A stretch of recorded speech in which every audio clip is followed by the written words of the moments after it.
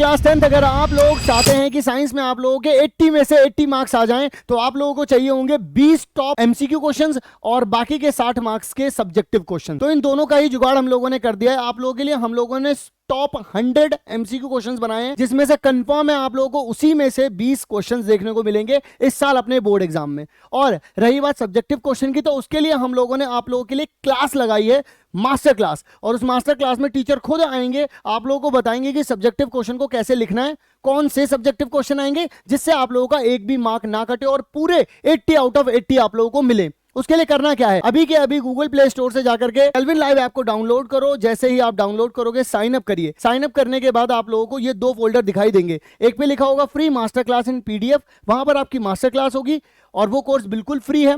और उसी के नीचे दिख रहा होगा आपको टेस्ट सीरीज, उसमें 5 टेस्ट मिलेंगे, 20-20 क्वेश्चन के टेस्ट होंगे। आप लोग उन टेस्ट को दे सकते हो और ये सब कुछ बिल्कुल एकदम फ्री है। तो सोच क्या रहे हो, अभी के अभी डिस्क्रिप्शन में जाकर के चेक करो, आप लोगों को लिंक दिया हुआ है हमारी ऐप।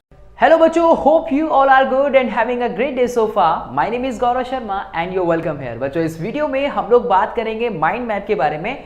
माइंड मैप जो कि आपको कम समय में इस चैप्टर को, यानी कि चैप्टर हमारा हाउ डू ऑर्गेनिज्म रिप्रोड्यूस, इस रिप्रोडक्शन वाले चैप्टर को कम समय में पूरा कराने में मदद करेगा। और इस माइंड मैप की हेल्प से मैं आपके साथ इस चैप्टर को आपके पास तक पूरी तरीके से पहुंचाने में मदद करने वाला हूं, यानी कि हेल्प करने वाला हूं। और वीडियो को आखिरी तक देखना, उम्मीद करूंगा कि आप लोगों को ये माइंड मैप इस पूरे चैप्टर को रिकॉल कराने में 110% मदद करने वाला है। बच्चों चलिए लेट्स बिगिन। रिप्रोडक्शन चैप्टर जो कि एक अच्छी खासी वेटेज का है, जिसमें कई डायग्राम्स आप पढ़ते हो और कई बड़े टॉपिक्स यहां पे पढ़ते हो, राइट। बड़े टॉपिक से मेरा मतलब है, सबसे पहले मैं शुरुआत करना चाहूंगा बच्चों इसकी, इस रिप्रोडक्शन वाले चैप्टर की एसेक्सुअल रिप्रोडक्शन से। ठीक है, यहां से शुरुआत करते हैं एसेक्सुअल रिप्रोडक्शन से। तो ये हो गया हमारा पहला टॉपिक। बच्चों रिप्रोडक्शन, मैं एक बेसिक इंट्रोडक्शन देना चाहूंगा यहाँ पे रिप्रोडक्शन के लिए, ध्यान से सुनना और पेन कॉपी लेके बैठना। रिप्रोडक्शन क्यों जरूरी होता है? देखो रिप्रोडक्शन क्या मतलब है, री मीन्स अगेन प्रोडक्शन, यानी कि बनना, किसी ऑर्गेनिज्म का वापस से बनना। भाई ऐसा नहीं है बच्चों कि इस दुनिया में जितने लिविंग ऑर्गेनिज्म मिलते हैं वो सभी जो है वो रिप्रोडक्शन करने में केपेबल हों। ध्यान से समझिएगा मेरी बात कि इस दुनिया में, let's suppose take an example from the human homo sapiens. Homo sapiens की 8 बिलियन से ज्यादा पॉपुलेशन हो गई वर्ल्ड वाइड। तो 8 बिलियन के 8 billion are not capable to produce their young one, right. They all are not capable to produce their young one. So इसी वजह से रिप्रोडक्शन जो होती है वो एक डिफाइनिंग प्रॉपर्टी नहीं होती लिविंग ऑर्गेनिज्म की।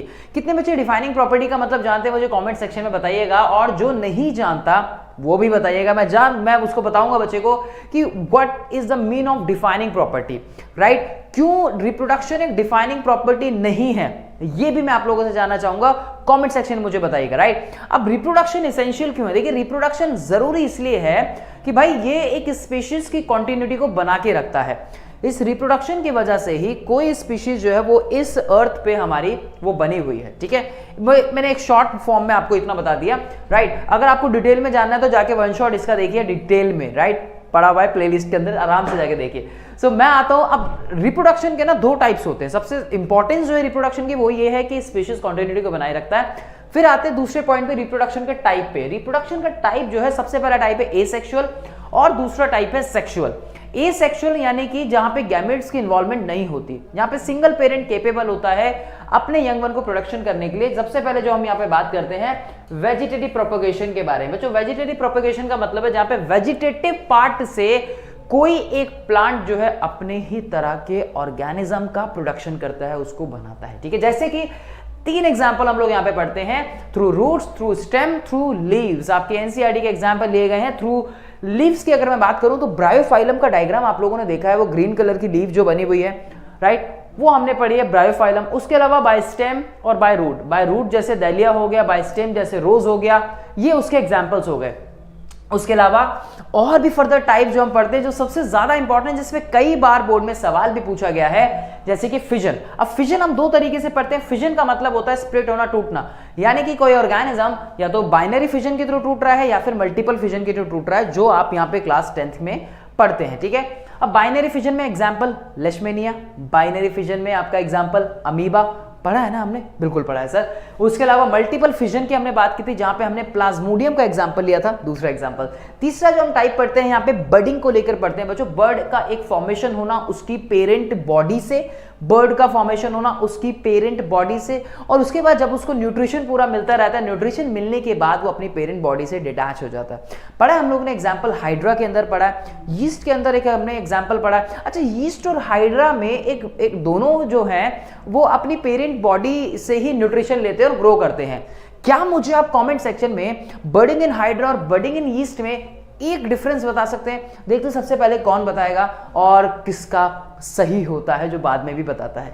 बर्डिंग in yeast and budding in hydra दो एग्जांपल हो गए यहाँ पे। फ्रैगमेंटेशन में स्पाइरोगायरा का हमने एग्जांपल पढ़ा है बच्चों। उसके अलावा रीजनरेशन एक हमने पढ़ा है। रीजनरेशन में भी जैसे आपने प्लानेरिया का पढ़ा है, यहाँ मैंने रीजनरेशन मेंशन नहीं किया, राइट, जानते हैं आप लोग रीजनरेशन के बारे में भी अच्छे से, तो रीजनरेशन एक और एग्जांपल हो गया। लेकिन उसके अलावा another important form which is the spore formation. Spore formation में हमने देखा है कि स्पोर्स का फॉर्मेशन होना, हाइफे है, हाइफे के ऊपर स्ट्रक्चर है स्पोरेंजियम, और स्पोरेंजियम जो बल्ब लाइक स्ट्रक्चर है उस स्पोरेंजियम के अंदर होते हैं स्पोर्स, जो कि एक तरह से गैमीट्स की तरह काम कर रहे हैं। तो स्पोर जो होते हैं वो कवर्ड होते हैं एक हार्ड प्रोटेक्टिव लेयर के साथ, एक कोट के साथ। हम एग्जांपल यहाँ पे पढ़ते हैं राइजोपस का, यानी कि जो कि एक फंगस है। अगर आपने कभी ब्रेड की स्लाइस को देखा हो, उस पे आपने मॉइस्ट कंडीशन में रखा हो, उसके ऊपर फंगल की ग्रोथ होते हुए हमने देखी अक्सर, उस ब्रेड के कलर को चेंज होते हुए, जैसे कि ब्लूइश अपीयरेंस, ग्रीनिश अपीयरेंस, याद है ना, बिल्कुल याद है। अच्छा, ये है एक तरह की फंगस इसी तरह की फेवरेबल कंडीशन में अक्सर ग्रो करती है बच्चों, जैसे कि हीट कंडीशन में फंगल ग्रो करती है, मॉइस्ट कंडीशंस के अंदर फंगल ग्रो करती है, ड्राई कंडीशंस में भी हमने ग्रो करते हुए देखी है, जैसे कि पिकल्स का एग्जांपल ले लो, राइट। अक्सर वाइट कलर की फफूंदी, जिससे आप आसान भाषा में बोलते हो, जाके पूछिएगा मम्मी से पिकल्स वगैरह में, ठीक है। Okay, so under favourable condition spores जो है वो जर्मिनेट करते हैं और अपने ही तरह बहुत सारे स्पोर्स का फॉर्मेशन जो है वो आगे कर देते हैं, राइट। अच्छा, यहाँ पे मैंने इसका फंगस का एग्जांपल बताया, जैसे कि राइजोपस। क्या आप मुझे कमेंट सेक्शन में बता सकते हैं कि इसका एक जो कॉमन नेम है वो क्या है? क्योंकि उससे भी, उस कॉमन नेम से भी सवाल जो है वो पूछा जाता है। देखते कौन बताता है उसका नाम। चलिए जी, आगे चलते हैं, फिर हम बात करते हैं रिप्रोडक्शन। ये तो बात हुई हमारी एसेक्सुअल रिप्रोडक्शन की। दूसरा जो यहाँ पे हम लेंगे, नंबर 2 पे हम लेंगे इन प्लांट्स, ठीक है। अब प्लांट्स में क्या है, प्लांट्स में जो मेन जो होता है वो होता है सेक्सुअल रिप्रोडक्शन। एंजियोस्पर्म जो एक क्लास होती है जो सबसे ज्यादा जो डिवीजन जो है, जो सबसे ज्यादा सेक्सुअली रिप्रोडक्शन करते हैं फ्लावरिंग प्लांट्स में।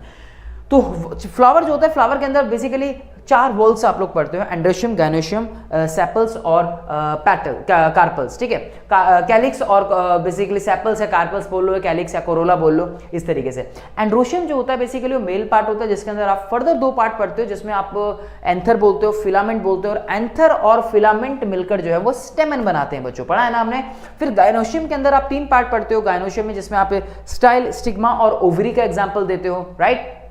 सेपल्स आपको पता है, कार्पल्स आपको पता है, या उसके अलावा कैलिक्स कह लो या कोरोला कह लो, एक ही बात है। तो 4 वॉल्स जो है हम लोग पढ़ते हैं, जिसमें कि 2 होते हैं रिप्रोडक्टिव वॉल्स और 2 होते हैं जो आपके बाकी के पार्ट्स को फ्लावर के बनाते हैं, या इन्हें हम इसेंशियल और नॉन इसेंशियल वॉल्स के नाम से भी जानते हैं। इसेंशियल वॉल्स वो होते हैं जो रिप्रोडक्टिव वॉल्स होते हैं, और नॉन इसेंशियल वॉल्स वो होते हैं जो नॉन रिप्रोडक्टिव वॉल्स होते हैं, ये भी कह सकते हो, ठीक है जी। अब भाई इन्हीं की वजह से क्या होता है, इस एंथर के अंदर जो है वो पॉलन ग्रेन प्रेजेंट होते हैं, जबकि जो बाकी का जो गायनेशियम वाला पार्ट होता है भाई, उसके अंदर क्या होते हैं आपके स्टिग्मा, स्टाइल और ओवरी जो होते हैं, 3 मेन पार्ट्स होते हैं। अब यहाँ पे थ्रू फ्लावर के थ्रू जो है फर्टिलाइजेशन की प्रोसेस होती है, और फर्टिलाइजेशन की प्रोसेस होने के लिए पॉलिनेशन का होना जरूरी है। Transfer of pollen grain from anther to stigma, either the same flower और द डिफरेंट फ्लावर। सेम में होगा तो सेल्फ पॉलिनेशन, डिफरेंट में होगा तो क्रॉस पॉलिनेशन। अब इस पॉलिनेशन को कराने के लिए भी तो कुछ एजेंट्स की जरूरत होती है ना, तो वो एजेंट्स कौन होते हैं? वो एजेंट होते हैं पॉलिनेटिंग एजेंट, जैसे कि इंसेक्ट। सबसे ज्यादा लगभग 80% के आसपास जो है इंसेक्ट्स के थ्रू पॉलिनेशन हमें देखने को मिलता है इस दुनिया में, और पॉलिनेशन एक बहुत इंपॉर्टेंट प्रोसेस है बच्चों, ठीक है, ध्यान रखिएगा। और उसके अलावा वाटर के थ्रू, उसके अलावा विंड के थ्रू, and there is a lots of other animals who played an important role in the process of the pollination. वो हो जाती है, उन्हें भी नहीं नहीं पता राइट। उसके बाद इस प्रोसेस से पॉलिनेशन से फर्टिलाइजेशन की प्रोसेस का होना, फर्टिलाइजेशन यानी कि गैमीट्स का मिलना, गैमीट्स के मिलने के बाद जाइगोट बनना, जाइगोट के बाद यानी कि एम्ब्रियो बनना, और उसके बाद आती है मेन प्रोसेस। भाई सीड क्या होते हैं? सीड जो होते हैं वो कंटेन करते हैं एम्ब्रियो को, और आफ्टर द फर्टिलाइजेशन ओव्यूल जो है वो फॉर्म करते हैं, ओव्यूल फॉर्म करते हैं सीड्स को, और ओवरीज फॉर्म करती हैं फ्रूट्स को। ध्यान रखिएगा, ओवरीज फॉर्म करती हैं फ्रूट्स को, ओव्यूल्स फॉर्म करते हैं सीड्स को। ये सवाल आप लोगों से एसर्शन रीजन में या फिर एमसीक्यू बेस्ड क्वेश्चन में पूछा जा सकता है, ठीक है। तो ये एक पार्ट हमारा कंप्लीट होता है यहाँ पे। फिर आते हैं ह्यूमन बींग्स वाले पार्ट पे। ह्यूमन बींग्स में हम दो सिस्टम पढ़ते हैं इंपॉर्टेंट, एक मेल रिप्रोडक्टिव सिस्टम और एक फीमेल रिप्रोडक्टिव सिस्टम। यहां पे भी दो अलग अलग टाइप्स के गैमेट्स की फ्यूजन होती है, और इन अलग अलग टाइप के गैमेट्स की फ्यूजन होने की वजह से हम इन ऑर्गेनिजम्स के अंदर वेरिएशंस आती हैं, वेरिएशन जो हमें एक दूसरे से अलग बनाती हैं, राइट। मेल रिप्रोडक्टिव सिस्टम के जो मेल पार्ट है बच्चों, वहां पे आप टेस्टिस के बारे में पढ़ते हो, वास डिफरेंस जिसे आप स्पर्म डक्ट के नाम से भी जानते हो, उसके अलावा यूरेथ्रा और कुछ associated glands. One by one discuss करते हैं। टेस्टिस क्या करते हैं? एक बैग लाइक स्ट्रक्चर स्क्रोटम के अंदर प्रेजेंट होते हैं जो कि स्पर्म का फॉर्मेशन करते हैं, और कुछ आपके जो हार्मोन्स हैं उनके बनाने में अपना रोल प्ले करते हैं। और स्पर्म डक्ट क्या करती है? Sperm duct basically vas deferens जिसे हम बोलते हैं, वो स्पर्म्स को लेके जाने का काम करती है। कहां से? टेस्टिस से लेके, और एसोसिएटेड ग्लैंड जो हैं। यूरेथ्रा एक कॉमन पैसेज होता है जो यूरिन भी पास करता है और जो स्पर्म्स को भी बॉडी से मेल की बाहर करता है। एसोसिएटेड ग्लैंड्स में अगर हम बात करें तो सेमिनल वेसिकल, प्रोस्टेट ग्लैंड, दो मेजर ग्लैंड्स हैं। उसके अलावा बल्बो यूरेथ्रल ग्लैंड भी होती है जो कि आपके सिलेबस में नहीं है और आपको पढ़नी भी नहीं है, नॉलेज के लिए सिर्फ इतना। तो ग्लैंड्स का क्या काम है बेटा? ओवरऑल ग्लैंड्स के अगर सिक्रेशन की बात करें तो they provide nutrition, they provide lubrication to the sperms. अब एक सवाल, एक वर्ड होता है स्पर्म और एक वर्ड होता है सीमन, दोनों में फर्क क्या है मैं आपको बताता हूं। स्पर्म जो होता है, पेन कॉपी लेके बैठेगा, स्पर्म जो होते हैं वो अपने आप में एक सेल है, लेकिन जब ये स्पर्म इन ग्लैंड्स के सिक्रेशन के साथ मिलते हैं तो वो एक सीमन बन जाता है, जो कि एक व्हाइटिश फ्लूइड हम कह सकते हैं। उस सीमन के अंदर न्यूट्रिशन है, उस सीमन के अंदर जो है वो स्पर्म भी है, वो सेल भी है। तो सीमन जो है वो बेसिकली तब बन रहा है जब एक सेल को, यानी कि जब एक स्पर्म को एक ग्लैंड का सिक्रीशन मिल रहा है। और ग्लैंड्स के ओवरऑल फंक्शन के बारे में बात करें तो ओवरऑल फंक्शन यह है कि वो उसको न्यूट्रिशन प्रोवाइड करा रही है, वो उसको लुब्रिकेशन प्रोवाइड कराने का काम करती है। चलिए, ये बात रही मेल रिप्रोडक्टिव सिस्टम की। Let's begin female reproductive system. Female reproductive system में बच्चों जो मेन पार्ट होते हैं जैसे कि ओवरी, ओविडक्ट, ओवा और यूट्रस। ओवरीज क्या करती हैं? ओवरीज बनाती हैं ओवा का, यानी कि एग का प्रोडक्शन करती है, साथ ही साथ ओवेरियन हार्मोन्स भी बनाती है। और ये ओवेरियन हार्मोन्स और जो मेल हार्मोन्स होते हैं जो कि टेस्टिस से बन रहे हैं, ये दोनों इंडिविजुअल में ही सेकेंडरी सेक्सुअल कैरेक्टर्स को जनरेट करते हैं जो कि प्यूबर्टी की एज में बनते हैं। जो हमें चेंजेस देखने को मिलते हैं मेल्स में और फीमेल्स में, कुछ कॉमन चेंजेस होते हैं, कुछ अनकॉमन चेंजेस होते हैं, वो इन्हीं हार्मोन्स के सिक्रेशन की वजह से देखने को मिलते हैं, राइट। फिर हम बात करते हैं यहाँ पे ओवरीज जो है, ओवरीज पेयर में प्रेजेंट होती हैं। ओविडक्ट जो है वो डक्ट जिसे आप फेलोपियन ट्यूब के नाम से भी जानते हैं, और इस फेलोपियन ट्यूब में प्रोसेस होती है इंपॉर्टेंट जिसे हम बोलते हैं फर्टिलाइजेशन।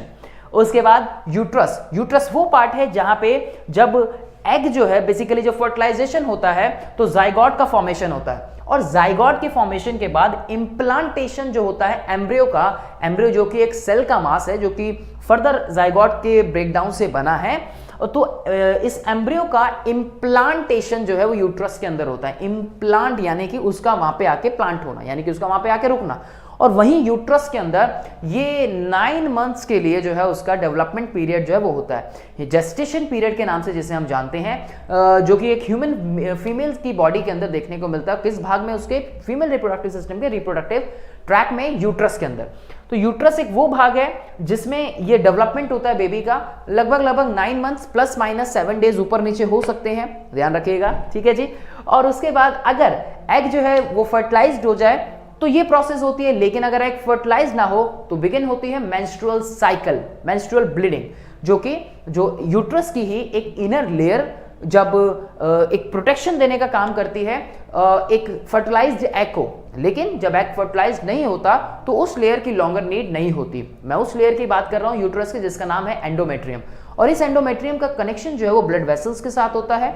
ये एक स्पॉन्जी लेयर होती है, थिक लेयर होती है टिश्यूज की, और जब ये इसको फर्टिलाइज्ड एग नहीं मिलता तो ये ब्लड की फॉर्म में टूट के विद द ओवा ब्लड की फॉर्म में टूट के बॉडी से बाहर निकलने लगती है, और लगभग ये एक रिपीटिशन टाइम में होता है, इसलिए इसको साइकिल बोलते हैं, और पूरा नाम इसका मेंस्ट्रुअल साइकिल होता है, या आसान भाषा में पीरियड्स के नाम से भी हम इसको जानते हैं।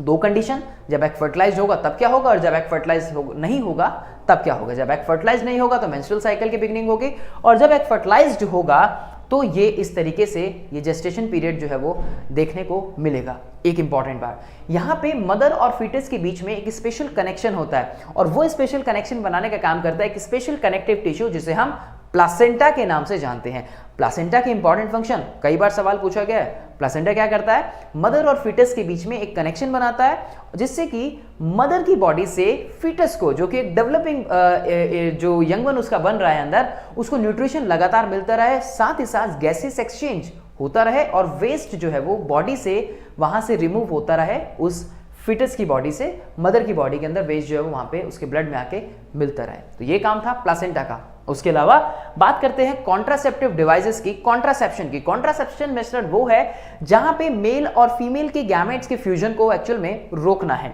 यहाँ पे कई तरह के मेथड्स का इस्तेमाल करते हैं, जैसे कि फिजिकल मेथड में बैरियर का काम करते हैं एक ये, और साथ ही साथ सेक्सुअली ट्रांसमिटेड डिजीज से भी बचाने का काम करते हैं, जैसे कि HIV/AIDS और कई बैक्टीरियल डिसीज लाइक सिफाइलिस है, गोनोरिया है, एक्सेट्रा। उसके अलावा केमिकल मेथड्स में अगर हम बात करें तो ओरल पिल्स आती हैं, फॉर एग्जाम्पल सहेली एंड ऑल।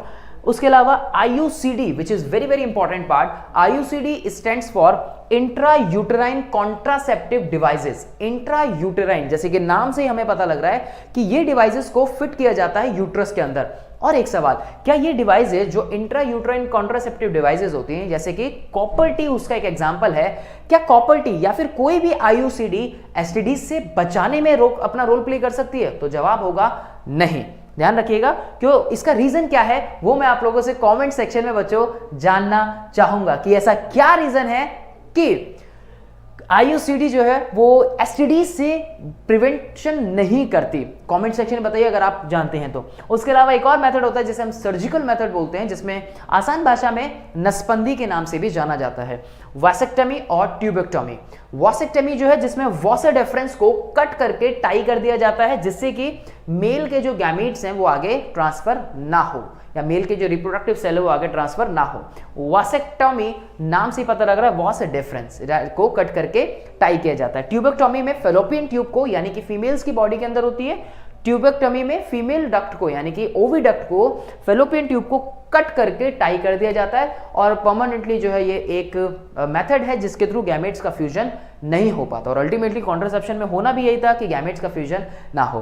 बच्चों ये था आपका पूरा का पूरा चैप्टर एक कम समय में। आई होप कि मैंने आप लोगों की मदद की हो इस चैप्टर को शॉर्ट टाइम में रिकॉल कराने में, राइट।